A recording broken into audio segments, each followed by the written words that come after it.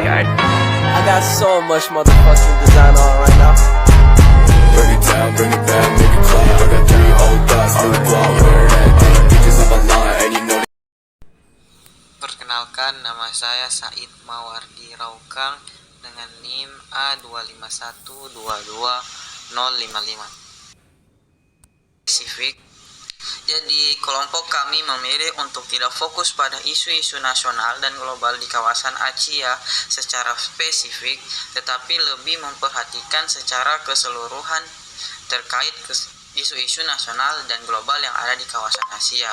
Hal ini dikarenakan pentingnya memahami dan mengatasi tantangan yang dihadapi oleh negara-negara di kawasan Asia ini secara holistik, di mana dengan tidak terpaku pada isu-isu nasional dan global di kawasan Asia secara spesifik, kita juga memperluas wawasan kita dengan memperkaya pemahaman kita tentang tantangan global secara menyeluruh. Kita dapat belajar dari pengalaman dan inovasi yang terjadi di kawasan ini, sambil tetap mempertimbangkan konteks global yang lebih luas. Perkenalkan, nama saya Tiara Oktaviana dengan NIM A25122093. Di sini saya akan menjelaskan bagian pertama, yaitu bidang ideologi dan politik.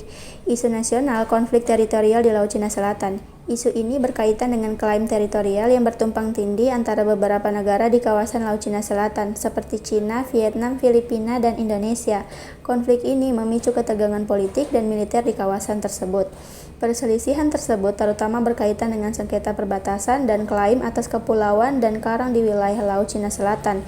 Beberapa negara mengklaim bahwa wilayah tersebut berada di bawah yurisdiksi mereka dan memiliki hak eksklusif dalam sumber daya alam di wilayah tersebut. Yang kedua, isu global, perkembangan populisme di Asia.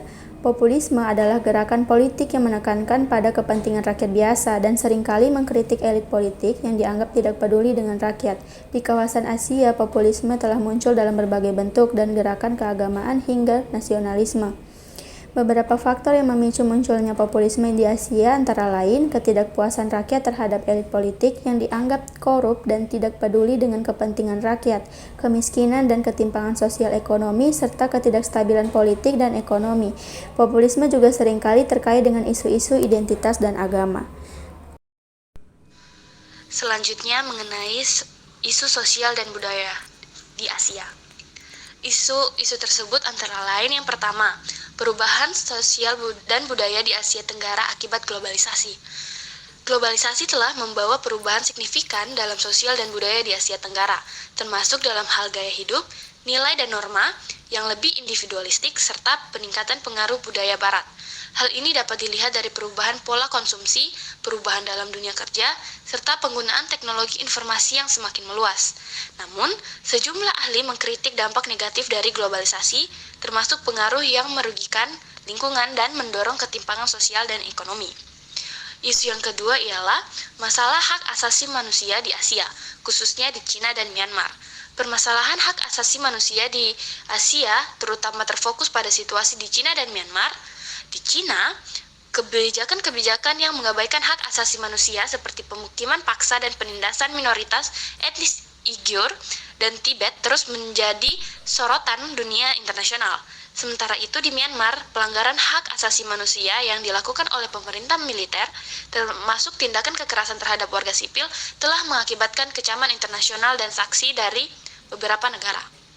Lalu isu yang ketiga, perubahan nilai budaya di Jepang dan pengaruh terhadap masyarakat.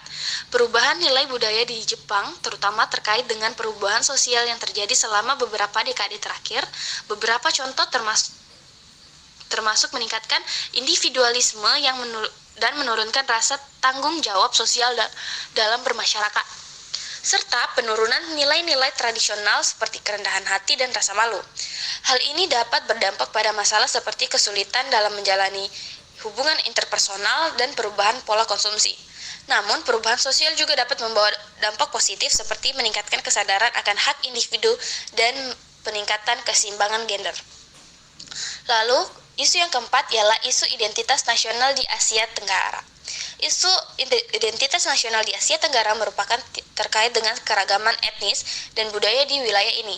Sejumlah negara di Asia Tenggara menghadapi tantangan untuk memperkuat identitas nasional yang kuat dalam konteks globalisasi yang semakin meningkat. Beberapa masalah yang terkait dengan hal ini termasuk kebangsaan dan inklusi sosial, perbedaan budaya dan konflik antar kelompok etnis dan budaya.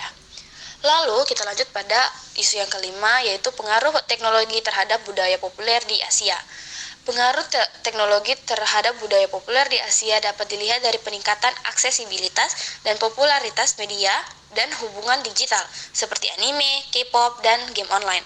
Namun pengaruh ini juga menimbulkan kekhawatiran tentang kemampuan teknologi untuk mempengaruhi pemikiran dan nilai-nilai masyarakat, serta kemungkinan penggunaan teknologi untuk memperkuat dominasi budaya global. Assalamualaikum warahmatullahi wabarakatuh. Perkenalkan, nama saya Mawaddah Warahmah dengan NIM A251-22019 dari kelompok 6, kelas C. Saya akan menjelaskan sedikit mengenai isu-isu nasional dan global di kawasan Asia di bidang ekonomi. Di sini ada beberapa isu yang kelompok 6 dapatkan. Yang pertama itu perdagangan bebas di Asia Tenggara.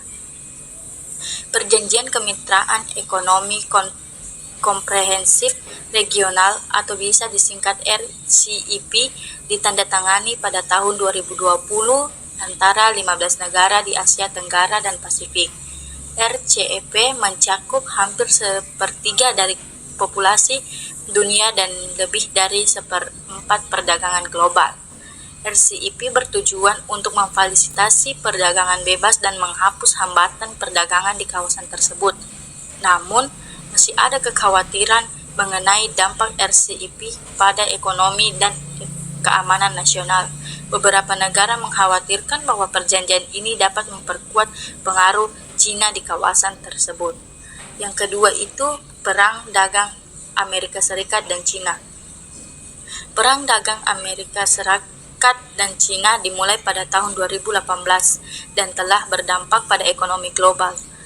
Amerika Serikat dan Cina adalah dua ekonomi terbesar di dunia dan perang dagang ini telah mempengaruhi perdagangan, investasi, dan harga komoditas di seluruh dunia. Beberapa negara di Asia juga berdampak karena ketergantungan mereka pada perdagangan dengan Amerika Serikat dan Cina. Sementara itu, beberapa negara seperti Vietnam dan India melihat kesempatan untuk meningkatkan ekspor mereka ke Amerika Serikat dan Cina selama perang dagang. Isu yang ketiga mengenai pertumbuhan ekonomi di Asia Timur. Beberapa negara di Asia Timur seperti Cina, Jepang, dan Korea Selatan memiliki pertumbuhan ekonomi yang cukup stabil dan pesat dalam beberapa dekade terakhir. Pertumbuhan ekonomi di Asia Timur didorong oleh berbagai faktor seperti investasi, inovasi, teknologi, liberalisasi, perdagangan. Namun, masih ada tantangan yang dihadapi oleh negara-negara di kawasan tersebut seperti perubahan demografi dan perlambatan pertumbuhan ekonomi global. Isu yang keempat mengenai investasi asing di Asia Selatan. Asia Selatan terdiri dari negara-negara seperti India, Pakistan, Bangladesh, dan Sri Lanka. Negara-negara ini menawarkan berbagai peluang investasi di sektor-sektor seperti energi, infrastruktur, dan teknologi. Investasi asing di Asia Selatan telah membantu meningkatkan pertumbuhan ekonomi di kawasan tersebut. Namun, masih ada tantangan seperti ketidakpastian politik dan regulasi yang belum mempan. Isu yang terakhir di kawasan Asia di bidang ekonomi yaitu pertumbuhan e-commerce di Asia. Pertumbuhan e-commerce di Asia telah melonjak dalam beberapa tahun. Beberapa perusahaan tersebut seperti Alibaba, Amazon telah memperluas jangkauan di kawasan tersebut. Pertumbuhan e-commerce telah membawa dampak positif seperti kemudahan dalam berbelanja dan pengiriman barang yang lebih cepat. Namun, masih ada tantangan seperti kesenjangan digital antara negara-negara di kawasan tersebut dan perlindungan. Assalamualaikum warahmatullahi wabarakatuh. Perkenalkan, nama saya Arini Ramadhani dengan NIM A251220228. Saya akan menjelaskan tentang bidang pertahanan dan keamanan di kawasan Asia. Yang pertama, hubungan korsel Jepang dengan Korea Utara. Ketegangan di semenanjung Korea telah terjadi isu yang penting bagi kawasan Asia selama beberapa dekade terakhir. Korea Utara telah melakukan uji coba nuklir dan peluru kendali yang meningkatkan ketegangan di kawasan tersebut. Jepang dan Korea Selatan merasa terancam oleh tindakan Korea Utara dan telah meningkatkan upaya mereka dalam memperkuat pertahanan mereka. Kedua negara ini juga memperkuat hubungan mereka dengan Amerika Serikat dalam menghadapi ancaman Korea Utara. Yang kedua yaitu keterlibatan Cina di Laut Cina Selatan. Klaim wilayah Cina di Laut Cina Selatan telah menimbulkan ketegangan dengan negara-negara lain di kawasan tersebut, seperti Filipina, Vietnam, dan Malaysia.